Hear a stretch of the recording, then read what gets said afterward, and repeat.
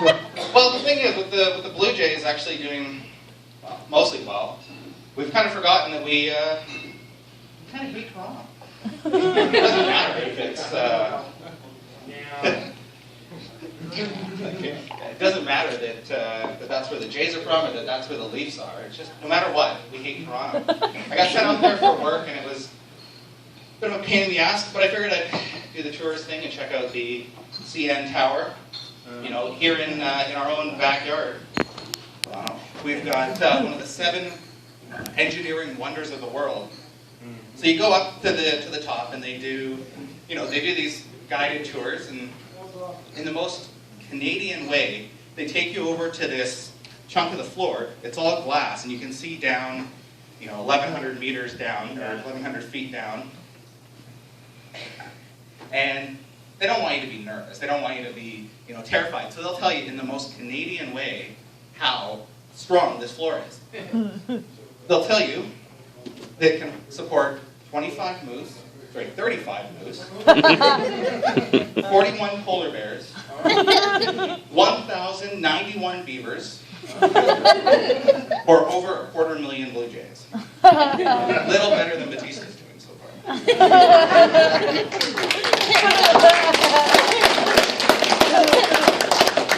But it really is scary, standing up there and you're looking down well over 1,000 feet.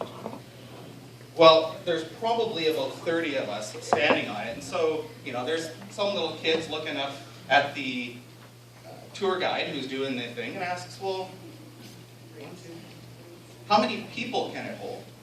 Well, the tour guide, who's, some fresh out of college, probably well underpaid student, pretty much says, well, hey, I'm glad you asked, in the most fake, absolutely fake response possible, and starts explaining, well, it was built from the strongest man-made clear substance on Earth, and it's designed to be able to hold the weight of 250 average men. Well, most people would just smile and nod and continue on with the tour. But unfortunately, I had Peppermint Patty behind me, who was, and I'm all for equality, but she was a bit of a man-hater, and so she was triggered by the fact that they said strongest man-made object on Earth, and that it could hold the weight of 250 average men. Well, right away, she starts going on this rant about how, if it was a bunch of men, their egos would crush it, blah, blah, blah, blah. And her partner kind of looks a lot like Will described his oldest daughter, with the tries to calm her down, tries to, keep the rest of us from being a little bit awkward. But anyone who knows me knows that when I see shit going down, I'm the guy fanning the flames in the background. So I turned around and said something to her, and I tried to be polite to the rest of the group. I didn't want them to hear me. I just wanted her to hear me. She's the one I wanted to piss off, not the rest of the group. So I turn around and say, well, you're going to tell me that this can't hold the egos of a few guys, this glass floor, yet you seem like the type of person that would tell me half the world's population is being held down by a glass ceiling. That didn't go so well. So her reaction was basically just to let out a shriek, and I don't mean words, I mean just an inaudible, high-pitched shriek. Needless to say, I took the quick way down from the tower. But before I did that, she started, this got the attention of the tour guide, who came and tried to figure out what was going on, because all of a sudden there's this lady shrieking. She started saying, well, this guy was calling me stupid, and this guy was being a chauvinist, and I hadn't really said anything other than what I had said already, or what I told you guys I had said already. And so I stopped her mid-sentence, because that's just the way I am, and asked her to stop manipulating what I was saying. I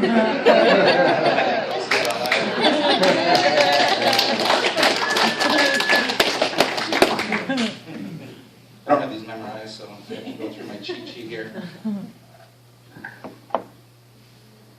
Anyway, picked on Toronto enough. Did a little bit of travel traveling a couple of years ago, went and checked out Thailand. Woo! You can't go to a place that has a capital city, Bangkok, or a tourism area spelled fuck it. So went there with family and ended up going for one of the things, well, the things everyone knows about Thailand is the food, the rampant prostitution, the rub and tugs, and ladyboys. So they've been trying to clean up their act a bit, trying to, get tourism going again. King's orders, it's still a kingdom. And so they had recently enacted a rule where at the massage parlors, they were no longer allowed to give the happy endings, which makes sense, they're trying to be a little more Hawaii, a little less Vegas. Well, we're about to go get a massage, I'd like to get my feet done. And my uncle takes me and my dad, and we head down there, and we go to this little hole-in-the-wall storefront, and you kind of look at it and think, oh, this isn't the best idea, particularly because above the door it said, best message in town. That wasn't sending me the best message. So we're just about to go in, and my uncle, who had done this 1,000 times, comes over to us and says, well, it's not like it used to be, they don't do the happy endings anymore. But some of the girls that work there, that's their livelihood. They need that money to feed their kids. So if they do it, they'll knock and come out and say they do it. They'll give you a signal. A signal, like a secret handshake? Is there, what the fuck am I supposed to know? Okay, whatever, I'm not doing that anyway. So we go in, there's a list of all the different types of massages, whatever. I'll just go for the foot massage. That's all I wanted at the time. No problem. They take us in, we go to these reclining massage chair type things. So I sit down, and I've got just a lady whose hands, at least I hope it was a lady, whose hands are much, much stronger than you would expect. Like these ladies, they can turn your feet inside out pretty much. But I'm getting the foot massage done, and after a few minutes, I see one of the ladies comes over and rubs my belly. Okay, interesting, whatever, maybe that's their way of saying hello. But before long, there's basically a conga line of, fairly attractive Thai women coming up and rubbing my belly. And I'm thinking, well, is this a sign? What do I do? I don't want this. I have my dad on one side, my uncle on the other. I'm not going to pay extra for something I can do better myself. How does this work? How do you, of course, how do you politely say, no thanks for the rub and tug? You can't. So, here I am trying to work myself up to figure out how the hell I'm going to get out of this, when I look over and see the girls that had finished rubbing my belly walk over and grab a Buddha statue and rub its belly. Apparently it's a good luck symbol, good luck thing. It just about turned out to be really bad luck for me. What if I would have, gone to check out what was behind the curtain and asked for a little happy ending?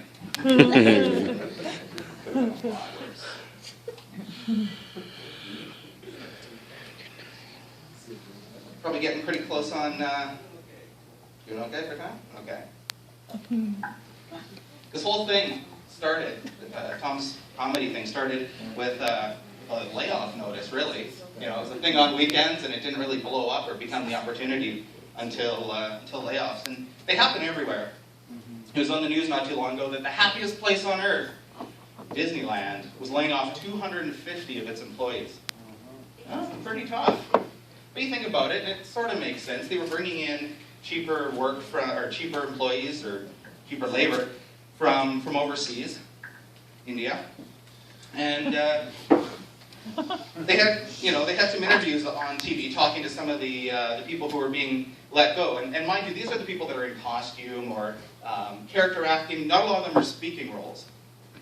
So, you think about it, you think, okay, well, yeah, that's horrible, but it kind of makes sense. Well,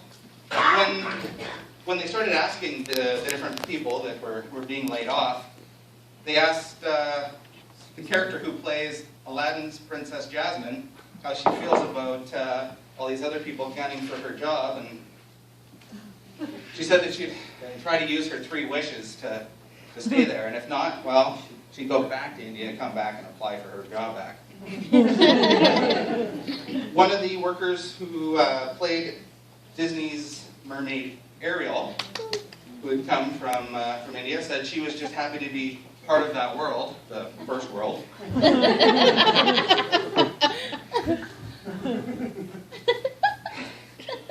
And when asked about his feelings about park management, a gentleman who was playing Pocahontas' John Smith described them as savages.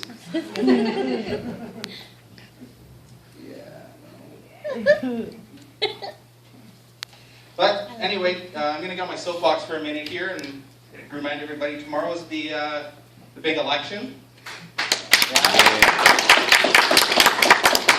matter who the hell you vote for, just get out there and vote. And the big thing this year is the youth vote, trying to get students on college campuses all across the nation to come out and represent the youth vote. And they're trying to do it with the old motto that sex sells. You know, the students, a lot of them don't know, it's the first time voting. They don't know what it's like. You know, you have to go do some secret handshake and join some kind of club, commit to something, somehow end up in a gang. Oh, okay, you're going to sort of problem, but you basically just have to tell them that, well, you walk in there, the main thing to remember, you need to remember the correct name. You need to make sure you get it in the box. They